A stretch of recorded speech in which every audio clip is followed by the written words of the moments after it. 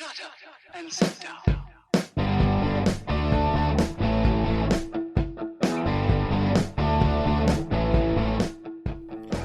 Welcome to Being on Stage, the only podcast that gives you motivation, inspiration, and confidence to be better on stage. No matter how you entertain, sing, dance, band, comedian, public speaking, MC, drag, burlesque, performance art, or street performer, this is the show for you.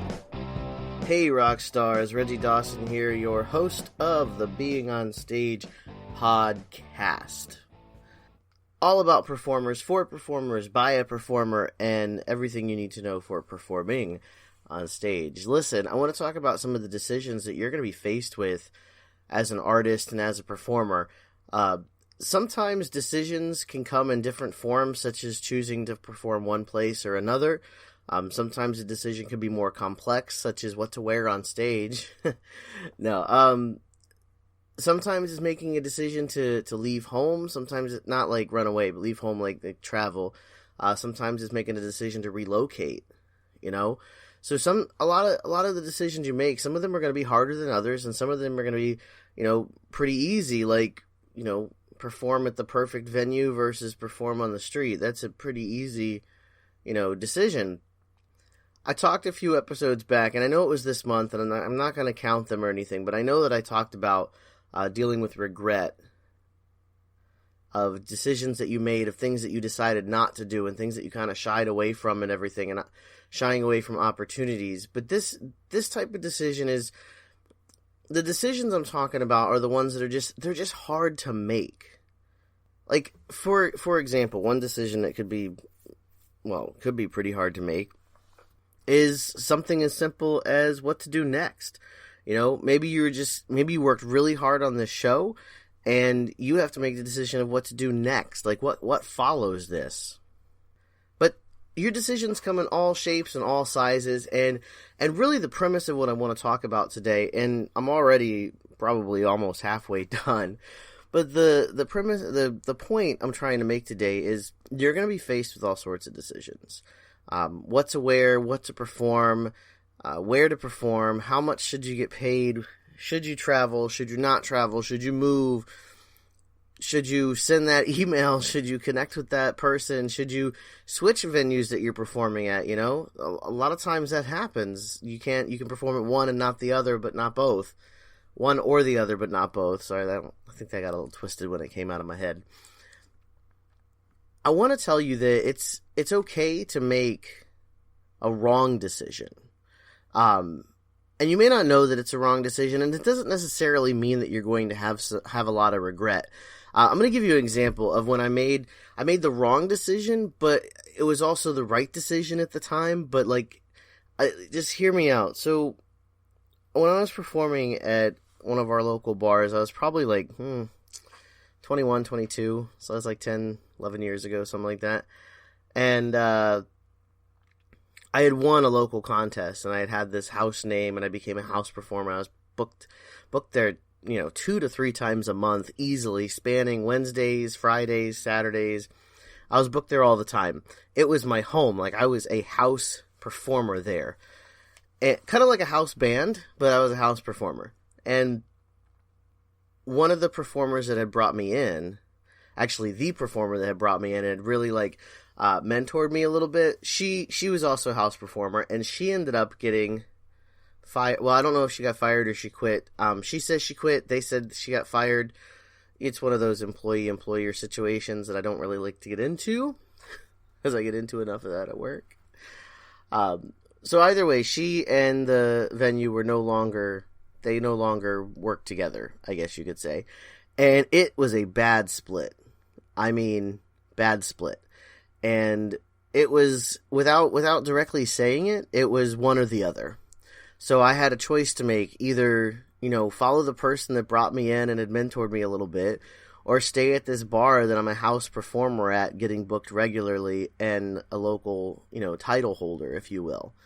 So, I mean, that's a tough decision to be faced with, especially, and listen, I'm not saying 21, 22 is young, but in comparison, it's a young age to make a decision. Do you follow your mentor and the person who helped you grow, or do you follow the place that gave you your step up.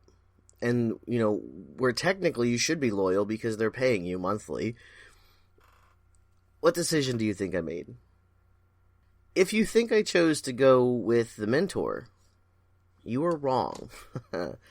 And so was I, truthfully. In the long run. In the short run, in the moment, it felt like the right decision to stay with the place that was building up my career. Stay with the place that was booking me, paying me. My audience was there. My fans were there.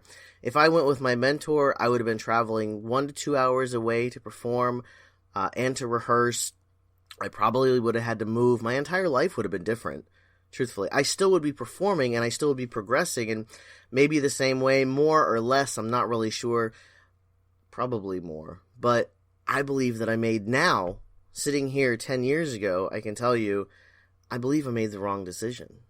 And it's painful to say. It is a little painful to say, I made the wrong decision. I still grew. I still got better. I still accomplished a lot of things. I still was afforded a lot of opportunities, even though I stayed. But I should have went with the mentor. Why? Well, there's a lot to say for loyalty. And one of the things I've learned working for a corporate company is it is better to be loyal to people than to a company. And you see it all the time. You see it when people are in fraternities. You're loyal to those people because you're connected to them.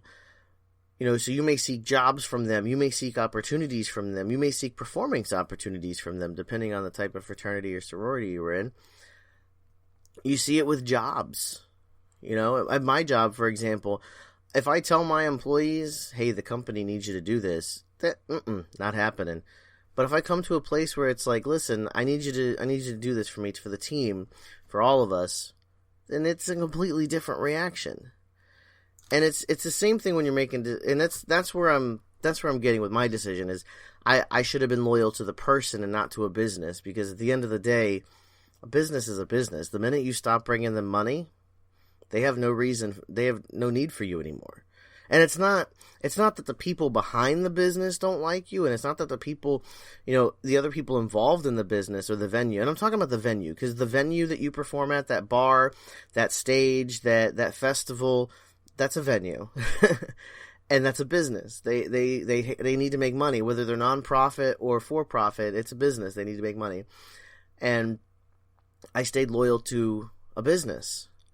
And ultimately, it bit me in the backside, because when I was going through some rough times, or when I rubbed people the wrong way, or when I didn't quite bring in the same amount of people as I did before, my bookings backed off. Why? I'm not bringing them money. It's an honest decision to make. The people behind the business, they love me. But from a business decision, and you have to understand this about your venues, from a business perspective, if the entertainer is not doing one of three things, one being entertaining people, keeping people there, or bringing people in, if you're not doing one or all of those three things, they have no need for you. There's no purpose for them to book you than to give you a shot. And that doesn't make any money. I'm talking to you as a business now. For my decision that I made, I should have followed the person. I should have went with the mentor. I probably would have experienced more growth, a few more opportunities, but I would have been inconvenienced. Was it necessarily something I regret?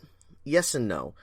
The only reason I regret it is because me and that mentor, we were never our relationship was never the same. Ever. I could message her on Facebook now. Actually, I have messaged her on Facebook. She doesn't respond, really. And it might be a while before she does respond. And it's because when you go through something like that and you choose when you choose one thing over another, especially if the other is a person, it messes with your relationship. And that's kind of what happened with us, is the relationship was never the same. Never, ever. We're not as close. I didn't get very many opportunities after that, and I can't blame her. I showed my loyalties, and they were not good. It's a little shameful to say, but I'm honest, and that's something I'll never be faulted for, I guess. When you're faced with a tough decision, I guess the message here is, go ahead and make the decision that's right for you at the time. But it's okay if it's the wrong one. Because you're going to have other decisions. You're going to have opportunities either way. But it's okay to make wrong decisions. It doesn't make them bad decisions. It's okay to make wrong decisions. It happens. As long as you keep moving forward. Don't get stuck. But I will tell you one last thing. From personal experience, if you have the choice between following this business that's booking you and this person that mentored you or was there for you or that has supported you, you got to choose the person every time. Because I've already explained how the business is going to work. Once you're no longer good for business, you're no longer good for business. But that loyalty, that friendship, that support system you build with that person, that's going to last so much longer.